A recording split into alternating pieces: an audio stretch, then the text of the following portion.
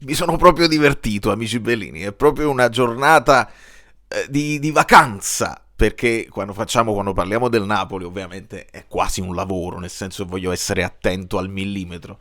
Io qua mi volevo scrivere i gol, io potrei fare un video di 10 minuti solamente elencandovi i gol. Quasi non è più calcio, si potrebbe dire anche questo, perché veramente sono oltre il tennistico. Non saprei da dove cominciare. Vi dico tra l'altro, benvenuti se qualcuno non mi conosce, io sono Valerio Fluido, su questo canale mi occupo del Napoli, questa è una maglietta mia, però we like, lasciate i we like, lasciate. Su questo canale mi occupo di solito del Napoli e ho il Calcio Fluido come canale per le altre squadre, però visto che non c'erano notizie sul Napoli e domani faremo l'approfondimento sul Cagliari e su tutte le altre cose, Calcio Fluido si farà il fantacalcio cantafalcio con la presentazione della prossima giornata e poi del Napoli ne parliamo domani. Si parte da ieri dove lo sport, io mi sono scritto un po' di cose ma tutto non c'entra nel foglio, perché lo Sporting riesce a fare 5 gol al Bodo. Mamma mia, proprio a Bodo, un gol dietro l'altro e sembrava non possibile e invece è possibile. La riflessione generale non so quale possa essere, se ci può essere una riflessione, perché tutto sta diventando un po' più casuale. L'unica riflessione che feci è che i gol stanno aumentando a dismisura e quando si stappa la partita, specialmente in Europa, non c'è l'idea di aspetta, ragioniamo, studiamo le squadre, vediamo di non prenderne un altro, poi magari facciamo il forcing finale. No, a quanto vediamo in Europa si apre tutto, ti faccio un gol io, ne subisco uno, non fa niente, ne faccio un altro. Questo mi è sembrato insomma l'andazzo generale e si andrà sempre di più su grandi individualità, perché poi devi sbloccarla la partita. Se la sblocchi allora sale la pressione anche del tuo pubblico e lo Sporting pure avevamo detto è una squadra scarsa, il Napoli non ha fatto niente, e invece no, perché se batte la squadra che batte l'Inter, vedete com'è bello il calcio. Oggi ci divertiamo proprio una cosa, e vediamo nei commenti se voi riuscite a dirmi qualcosa che io mi dimentico, perché sicuramente qualche gol mi scapperà. Quindi finisce 5-3 l'aggregato nella pioggia di gol tra Sporting e Bodo.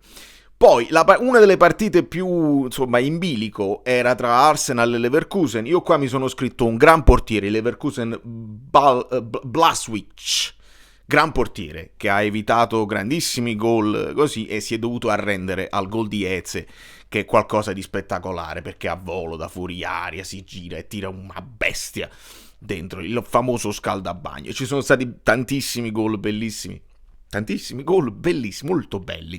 Quindi Arsenal-Leverkusen, una partita quasi normale, una delle poche normali, perché finisce 2-0 e si chiude 3-1. Sempre che non ho sbagliato, perché mi direte voi nei commenti. Dopodiché Chelsea-PSG, la riflessione si allarga su tutte le squadre inglesi, perché il Chelsea va fuori, l'Arsenal è l'unica che va avanti, perché va fuori il Chelsea, va fuori il City, va fuori il Newcastle, anche molto male, e il Tottenham riesce semplicemente a salvare la faccia, ma escono comunque. Ma andiamo per ordine, perché altrimenti stiamo qua tutta la giornata.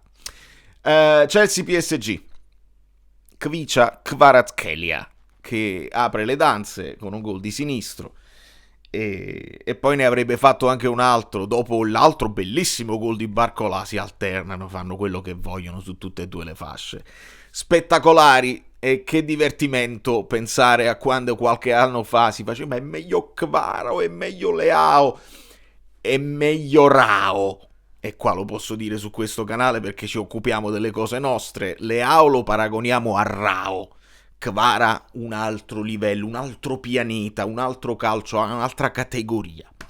Ne avrebbe fatto anche un altro, ma si sono divertiti, la do a te, la do a me, quindi altro gol in fuorigioco. Finisce 0-3 per un aggregato di 2-8. Va bene. City Real, che era sbilanciata dall'inizio, perché si partiva dallo 0-3, il Real Madrid va avanti, Vinicius è l'altra storia, perché abbiamo capito, sì, tu vuoi giocare solo a pallone, però perché devi sempre provocare chiunque? Alle volte può diventare antipatico da parte di tutti, che fa il gesto contro i tifosi avversari. non mi fa impazzire, così come invece mi fa impazzire come giocatore perché è uno di quelli con un talento smisurato. Il fuoricampo, il fuori terreno di gioco non continua a non piacermi, però ne fa due. Il City fa un gol con Holland, ma finisce 1-5. C'è da segnalare un brutto cartellino rosso per Silva che col braccio distinto per parare la porta, un po' quello che non ha fatto Donnarumma all'andata, che si è tirato il braccio per paura del rigore, e invece qua l'istinto, un giocatore di grandissima esperienza come Bernardo Silva, l'istinto ti ha fatto fare questo movimento, quindi è rigore che sblocca, che stappa la partita e espulsione. E poi invece ci sarà l'episodio di Scalvini, valutato diversamente. Comunque, là era praticamente gol, quindi ci sta il rosso. E così si chiude la prima giornata che era ieri. Non ho avuto il tempo di fare il video, ma l'abbiamo recuperata adesso. Che bello, che rilassatezza, che godimento, quanti gol.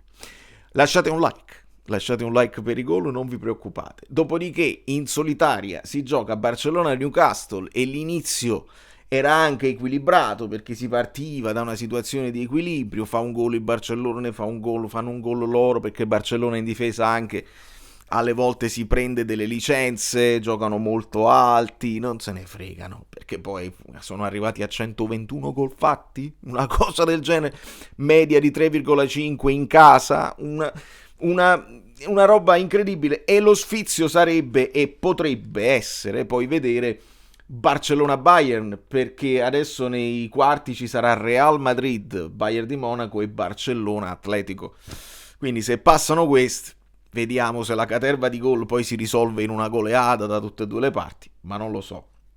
Insomma, in Barcellona Newcastle, oltre all'infortunio di Tonali, che mi porta a una riflessione più ampia sui giocatori italiani che erano ancora in Champions, il tema per me, un tema è che Rafinha è l'altro giocatore più forte al mondo e più sottovalutato causa chi gli sta intorno, perché Rafinha è sottovalutato essendoci Lamine Yamal dall'altra parte, e intanto è un giocatore bestiale, e l'altro nel Real Madrid è Rodrigo, che ovviamente circondato dai vari Mbappé, dai Vinicius, era sottovalutato. Rodrigo purtroppo brutto infortunio, e Rafinha si può togliere qualche soddisfazione.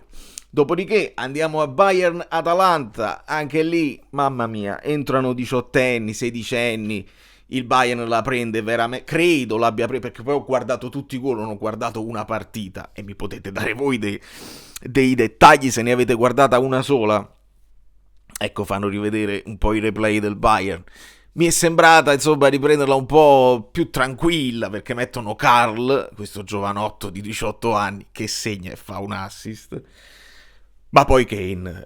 Il primo 4-1 perché alla fine il gol di Summergis non l'ho neanche visto, però si comincia con un rigore, questo di Scalvini, che secondo me ci sta perché allarga il braccio, insomma così, però non c'è cartellino. Il rigore lo batte, però si ferma. Nel fermarsi un attimo nella corsa, Kane, Sportiello esce fuori dai pali praticamente per pararla, e bisogna ripetere. Il secondo rigore è perfetto, sempre sullo stesso lato. Ma poi l'altro gol che fa Kane è Ibra Prime, cioè in un fazzoletto circondato da una serie di avversari, non so come riesce a far sbucare il pallone e poi la butta nel set. Mamma mia Kane, mamma mia, ci sono dei talenti che noi in Italia noi ci aggrappiamo a pochi giocatori. Pulisic è forti. Va bene, quindi 4-1 come si sviluppa? Perché poi mi sono scritto un po' di cose. Vabbè, Kane, Sportiello, Kane, Ibra, poi Karl e poi Diaz, poi il gol di Summergis, non me lo sono visto. E si chiude così. La riflessione sugli italiani, quindi fuori Tonali col Newcastle e fuori forse pure per l'Italia. È uscito fuori ieri Donnarumma. Resta Calafiori con l'Arsenal, Ruggeri con l'Atletico Madrid, Udoce va fuori, Vicario va fuori e Chiesa con Liverpool, però non sono protagonisti. Ruggeri sta giocando, però Chiesa non è protagonista nel Liverpool, comunque è in panchina. E questi sono, se ce ne sono altri che mi sono dimenticato, fatemi sapere, perché poi questi qua ci servirebbero per far alzare il livello internazionale, perché pure quello è il problema dell'Italia, secondo me. Dopodiché Liverpool-Galatasaray, vafam, proprio anche quello doveva essere una partita, insomma, in bilico, perché il Gala era in vantaggio.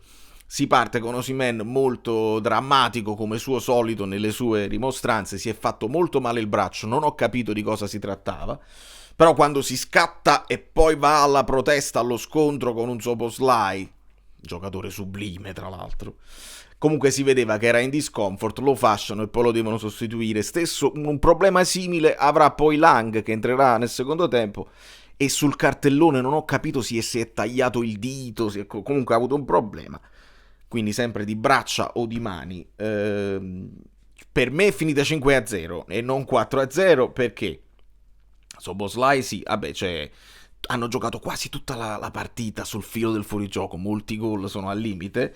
Salah tira un rigore bruttissimo, però segna Szoboszlai, segna Ekitike, segna Gravenberg, poi segna Salah, il gol alla Salah.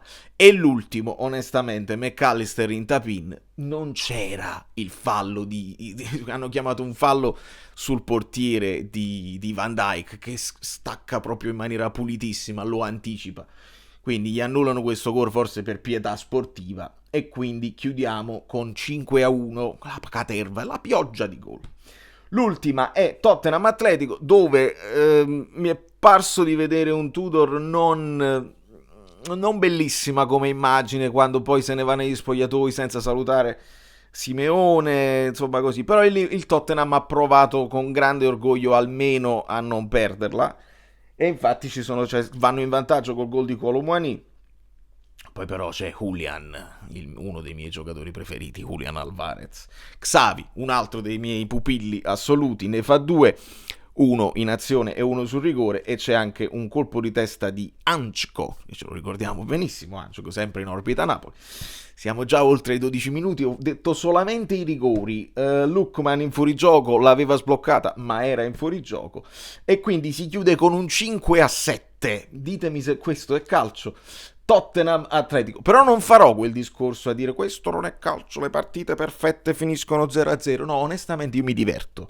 Poi se ti capita a te come squadra che li subisce certe batoste, è chiaro che è difficile, perché poi i tifosi avversari ti prendono in giro, però potrebbe essere che il calcio si sta indirizzando verso questa nuova frontiera, cioè scoreline più alte.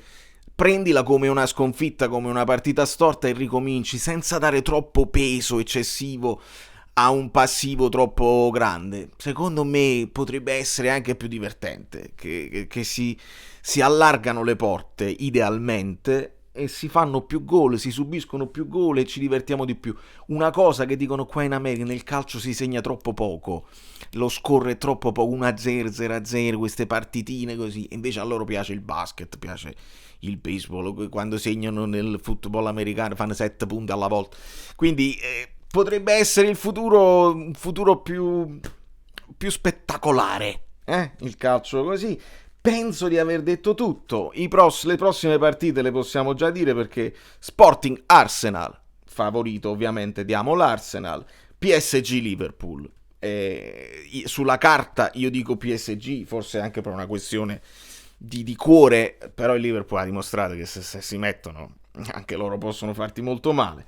Real Madrid Bayern, io do per favorito il Bayern, e Barça Atletico è una partita difficile, perché l'Atletico ha dimostrato di metterlo in difficoltà il Barcellona. Il Barcellona è una macchina da gol, però l'Atletico Madrid in più occasioni li hanno messi in difficoltà. Quindi ipotizziamo che vanno avanti PSG e Arsenal per una semifinale con magari Bayern e Barcellona, e una finale magari di nuovo PSG e Bayern.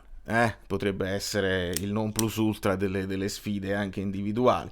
Sarebbe interessante fare un'idea, cioè mettere in copertina l'Arsenal è primo in classifica come il PSG, però il Bayern è primo in classifica, quindi si può fare anche andare bene nel proprio campionato e andare avanti nelle coppe, se sei forte, se hai una squadra forte, se sei abituato così, oppure dobbiamo per forza uscire dalle coppe per concentrarsi sul campionato.